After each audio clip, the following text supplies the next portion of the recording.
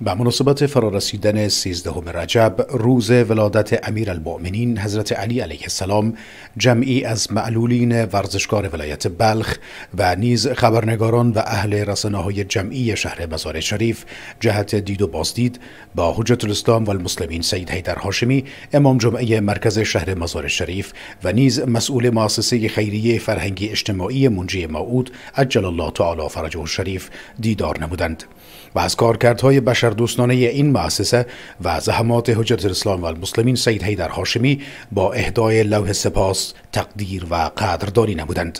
ما در هر برنامه دوستان جریان هستند، در هر برنامه زمانی که صحبت میشه نام از نهاد خود ما میبریم. مؤسسه اجتماعی فرهنگی خیریه منجی موعود مربوط به مرجع معظم و محبوب و محترم تقلید حضرت آیت الله العظمی سیستانی و نمایندگی همیشه در صحنه و مبتکر و فعالشان در شمال افغانستان، در بلخ خوشبختانه شخصیت دانشمند و درخشان فکر حضرت حجت الاسلام و المسلمین استاد سید حیدر هاشمی، همکاری های بیشایبه با اقشار بی‌بضاعت شامل اطفال یتیم، زنان بیوه و افراد دارای معلولیت داشتند. از توزیع بسته‌های مواد غذایی در ماه مبارک رمضان من حیث رنگین کننده سفره افطاری تا توزیع مواد سوخت در سرمای طاقت فرسای زمستان برای گرم کردن منازل و مساعدت‌های به موقعی که در سایر فصول سال انجام یافته است، مانند توزیع 350 بسته مواد غذایی در هفت قوس سال جاری هجری خورشیدی. این همه نشان دهنده آن است که مؤسسه اجتماعی فرهنگی منجی موعود توجه ویژه به اقشار بی‌بضاعت به شکل شفاف و عادلانه روا داشته و بدون در نظر داشت هیچ گونه طمع و توقع و تبعیض و تعصب و برخورد دوگانه عرضه خدمات صادقانه به عموم مستضعفا و نیازمندار اولویت کاری خود قرار دارد. که من به نمایندگی از این جمع یک بار دیگر از استاد معظم ما جناب استاد هاشمی قدردانی به عمل می آورم. برای خودشان و همکارانشان در تمام مراحل زندگی سلامتی و موفقیت از درگاه خالق یگانه تمنا دارم. امروز ما آمدیم تا به بهانه 13 رجب المرجب، میلاد مسعود و با سعادت حضرت علی علیه السلام لقب را که پس از خیلی رایزنی ها، پس از چندین ماه شور و مشوره میان افراد دارای معلولیت برای جناب استاد پیش بینی شده که ما دیدگاه ولایات مختلف گرفتیم.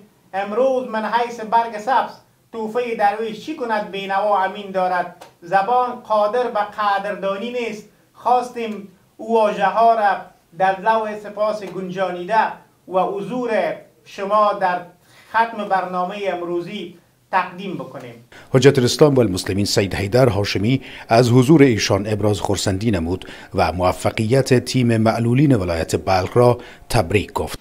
موفقیت شما را در مسابقاتی که در مرکز در پایتخت برگزار شده به همتان تبریک عرض میکنم و همینجا اعلام میکنم عزیزانی که تشریف بردن 48 نفر بودن، 46 نفر بودن و 28 نفر به تیم ملی را پیدا کردن.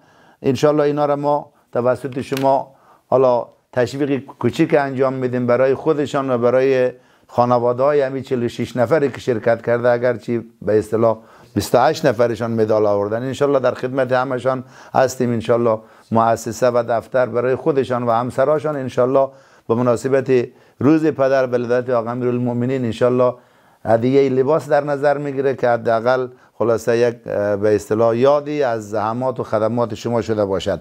وی افزود اگر بخواهیم به معلولین جامعه خیش خدمت کنیم نباید به چشم یک انسان ضعیف به او بنگریم. در ادامه ایشان درباره شجاعت، سخاوت و عدالت حضرت علی علیه السلام صحبت نمودند.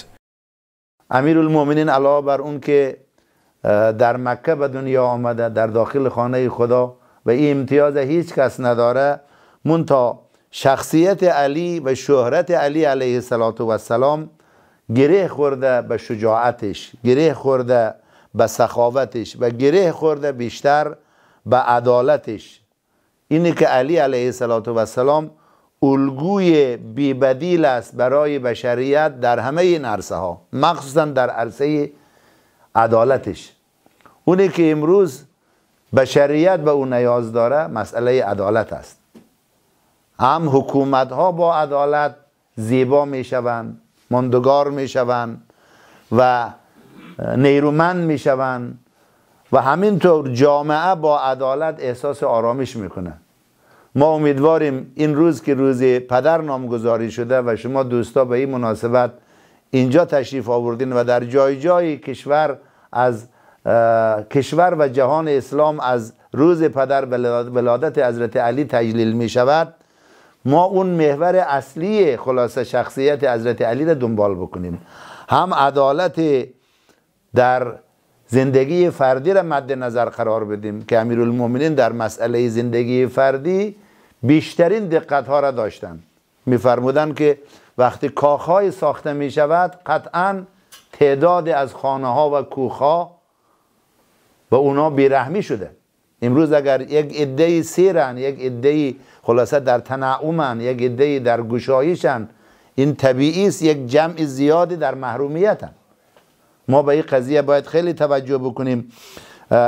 در قضاوت که مرکز دیگری و محور دیگری است برای عدالت باید خیلی جدی توجه بشود. اگر حکام ما، قاضیان ما، اونهایی که بالاخره حکمشان نفوذ داره و اثر داره، قلمشان، بیانشان، اونها در بحث عدالت جدی نباشن، جامعه یقینا از محرومیت های زیادی خلاصه رنج میبره. و همینطور در بخش سخاوت امیرالمؤمنین شما بهتر از من میدانین، دوستان اهل رسانه قطعا به این مسئله توجه دارن. اسلام میفرماید کسانی که اهل سخاوتن اینا اهل بهشتن. الجنت دار الاسخیا، بهشت خانه سخاوتمندان است. امیرالمؤمنین در سخاوت نمونه است، تا جایی که ما سراغ داریم در شبی که روزدار است سهمیه غذا و افطارش به مسکین و یتیم و اسیر در نظر میگیره و قرآن در شأن علی و خانواده علی آیه نازل میکنه. اونی که بیش از اینها ما را باید جذب بکنه و توجه ما را جلب بکنه اینه که علی نه تنها از مالش سخاوت میکرد، از جانش سخاوت میکرد. او جانش برای خدمت به بشریت در معرض خطر قرار داد، هم در شبی که هجرت کرد و هم در مبارزاتی که در مقابل شرک و ظلم و طاغوت قرار گرفت، خودش و فرزندانش و خانوادهش در رأس و در آغاز جریان مد نظر گرفت. ما امروز نیاز به یک تفکر اینطوری داریم. ما اگر میخوایم معلول ما خدمت بکنیم نباید به چشم یک انسان ضعیف به او نگاه بکنیم یا به شکل یک بار به او نگاه بکنیم. این طبیعت است، این به اصطلاح یک حقیقت است که خب سراغ افراد به اشکال مختلف مشکلات می آید. چون عضو به درد آورد روزگار دیگر عضوها را نباشد قرار. ما باید اون لحظه ای که یک معلولی را آموزش میدیم، دستش میگیریم و کمکش میکنیم و او را تقویت میکنیم، باید از خدا سپاسگزاری بکنیم که خدایا این توفیق و این انرژی و این نیرو را به من دادی که من بتوانم یکی از مخلوقات تو را که این ظرفیت داره خدمت بکنم. هیچ پدری، هیچ حاکمی، هیچ ثروتمندی نباید وقتی به معلول کمک میکنه او احساس در واقع بالاتر بودن در خودش حس بکنه. باید احساس خدمت کردن و در واقع فداکاری رو در وجود خودش حس بکنه. قابل ذکر است که مؤسسه خیریه اجتماعی فرهنگی منجی موعود در بخش‌های ارائه کمک‌های متعددی چون آبرسانی، اعمار مساجد، ایتام، اسکان مستمندان و توزیع کمک‌های چون افطار صائم، زغال سنگ و درمان به خانواده‌های نیازمند در سرتاسر افغانستان فعالیت‌های گسترده‌ای دارد.